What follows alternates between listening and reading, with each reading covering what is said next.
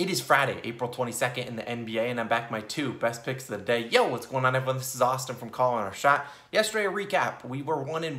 Jokic easily goes over his points total, over 29.5 points. Anthony Edwards and the Timberwolves choke away their lead. Ant-Man ends with 19. Didn't really look very engaged on the offensive side, but MLB on the other side on an absolute hot streak, bringing out the brooms for 2 straight days. We do a separate daily best bets video for the MLB. It's posted right before this one. Definitely go check it out. That was our second straight night bringing out the brooms, so definitely go check it out. I'll link it at the end of the video. But if you are new to the Calling Our Shot channel, consider going down below. Please do me a favor, hit that subscribe button. No better day to subscribe than a Friday. We would certainly appreciate it as we grind towards 32,000 subscribers by the end of the month. Also, if you want to go down below, hit that like button too. We would appreciate it. Also, drop your best bet in the comments. I'm curious what you guys like for these 3 games on the slate. 2 reminders. Number 1, I've said this a couple times, you can download these daily videos in podcast forms. Maybe you're driving to work. Maybe you're doing something. Who knows? You can go to Spotify. You can go to Apple Podcasts. You just search Calling Our Shot. You'll be able to find the podcast there and download them. We certainly would appreciate it. Also, if you give us a 5-star rating, we would certainly appreciate that. It would do us wonders here. And number 2,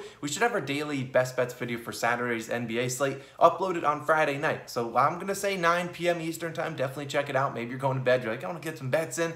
I'll be posting the video for Saturday. We'll recap on Sunday morning all of our bets over the time. I got a little bit of things to do on Saturday morning, so I want to get the NBA video live, assuming we got some lines early. So definitely be on the lookout for that later on tonight. Shout out to our COS All-Stars. Hopefully we've been helping you make some money, not only in the NBA, but also in the MLB videos. If you want to give a little bit back and become a COS All-Star, we certainly would appreciate it. It only costs $2.99 a month. You get some cool extra added perks, like 1, you get to support the channel, 2, you get the plays early, 3, you get some other cool things. You get some cool custom emojis. So we would 100% appreciate it if you want to become an all-star. Click the join button on the channel. Link in the description. I'll probably put it in the pinned comment too. Thank you in advance. Our newest all-stars, we got Elijah, we got Orlando, we got Jared, we got Janet, we got Extra Man, we got Taking a Gamble, and we got Kiwi. We appreciate you guys all so much for becoming a COS All-Star. Thank you guys again. Now let's get into today's NBA slate. 3 games on today, 2 teams. Big injury news. Chris Middleton of the Bucks is out. Devin Booker is out for the Suns. How are these teams going to adjust? I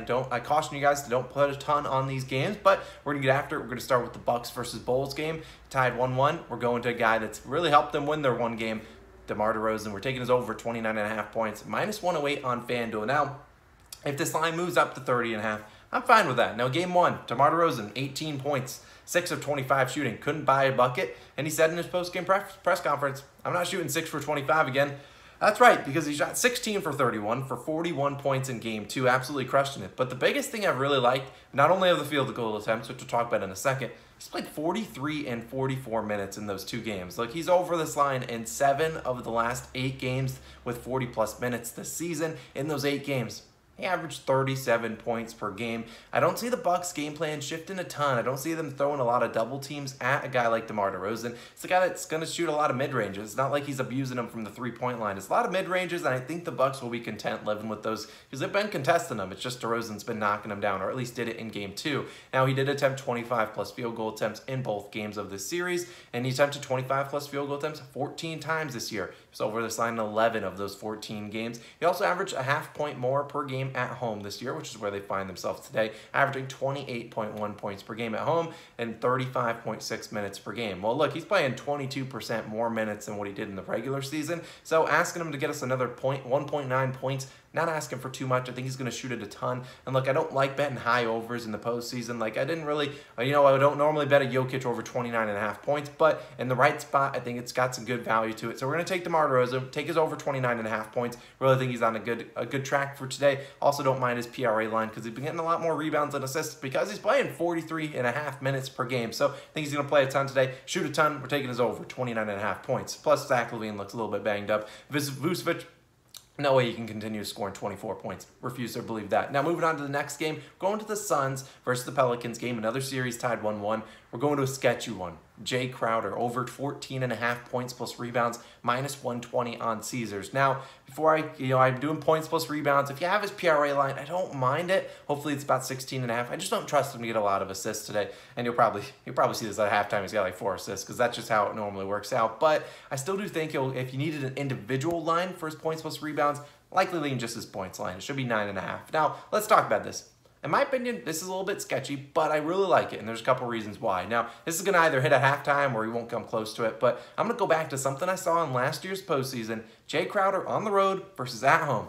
Look, last playoffs, they played 11 games at home, 11 games on the road. At home, he averaged 8.3 points per game, 5.3 rebounds per game. So he went over this 14.5 line in 5 of 11 games. What is that? 13.6 points plus rebounds per game. That's below. We need 15 today out of him. Now, in 11 games on the road, he averaged 13.3 points per game, 6.9 rebounds per game. He was over this 14.5 P plus R line in 9 of 11 games last postseason. For his career in the postseason, this is kind of the same kind of deal we've seen. He's had averaged 1.8 more points per game on the road versus at home in the postseason, shooting 4% better on the road and 9% better from three. This is a guy that launches a lot of threes. So the fact that he's shooting a lot better on the road, a little bit weird, but this is a 96 game sample size. It's not like a couple games. He's played a ton of games. He's played 48 at home, 48 on the road in the playoffs, averaging 1.8 more points per game on the road. Now for the series, he's under in both games. He had 11 points plus rebounds in game 2, and then he had 2 points plus rebounds in game 1. A little bit weird. He's 2 for 15 in this series, 0 for 9 from 3,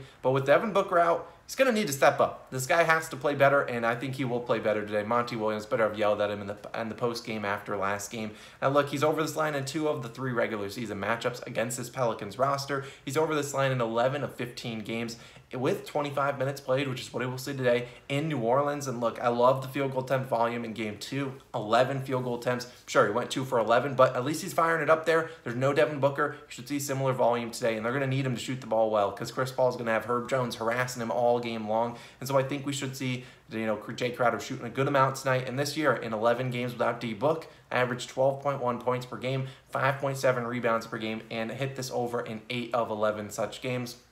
He only averaged roughly 29.6 minutes per game over that time span. I believe so far in the series he's seen about 26 and 27 minutes. So right around what he's been seeing, he's been easily clearing this line, averaging 17.8 rebounds, points plus rebounds without Devin Booker this season. I think this is a good bounce back game for Jay Crowder. There's no surprise that they moved his line up 1 despite him not hitting the over. I think they're expecting a big Jay Crowder performance. Consider laddering his 3-point line. Would not be surprised if he comes out and puts on a show. Now if he comes out and absolutely lays an egg, then I guess we'll reassess on what Sunday morning, since I won't recap it in tonight's Saturday video. But either way, I love Jay Crowder today. We're taking this over 14.5 points plus rebounds.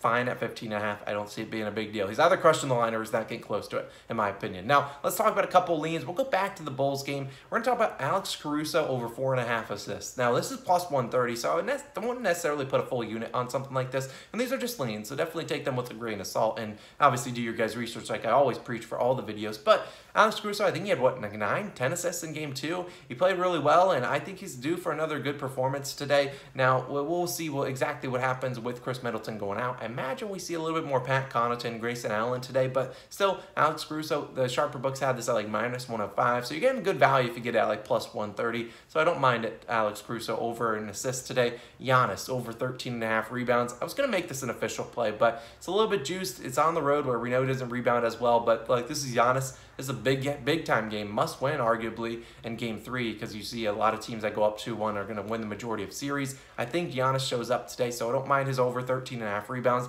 Point line cranked up to 34.5. Probably wouldn't play that. PRA line 56.5, which, trust me, if I were you, I wouldn't play Giannis's PRA line. He could easily crush it, but look, it's hard to hit a PRA line at 56.5. Everything has to go his way for him to hit that. So still, I don't mind Giannis over 13.5 rebounds. Pretty good track record with 40+ minutes played, which is probably what he will see today without Middleton. And then go back to the Hawks game. Look at Jimmy Butler under 24.5 points. Look, hard to bet an under on a guy that just dropped 45 piece against the Atlanta Hawks, but we've seen teams adjust in the postseason, and I don't see them letting Jimmy Butler beat them once again. Could be wrong, it's a lean, but I just don't see Jimmy Butler getting it done. And 25-point per game scorer in the playoffs, just don't see it happening. So maybe he does it again, maybe he proves me wrong, but he's on the road too. Maybe he scores a little bit less on the road. And in that same game, I like the Hawks minus 1.5 in that first half. Now, we saw I know there were some trends circling on Twitter about people talking about like teams that are down 0-2 are like 33-10 against the spread in the first half. That made everyone obviously take the Nuggets, and they absolutely laid an egg in the first half. They did end up getting the claim close in the second half, but still did not cover overall.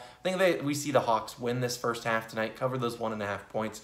but doesn't cover the full game and probably lose outright. So definitely check that out. Exact bet happened for the Raptors-Sixers game. I think we could see a similar story. The Hawks get back against the wall at home, 0-2. Going to need to bounce back today, but I don't know if they necessarily win the game outright. But as of right now, our 2 official plays, we're going Jay Crowder over 14.5 points plus rebounds, fine at 15.5, fine with his PRA line, and DeMar DeRozan over 29.5 points. Those are our 2 official picks. A reminder, MLB Best Bets, boom, on the screen. Our weekly podcast with King Sanders, boom, on the screen. Go check it out. And then we will obviously will have our Saturday Best Bets video in the NBA. We'll post it later tonight, probably 9 p.m. Eastern time. Set your alarms. We'll see you guys then. I'll catch you guys in the next one.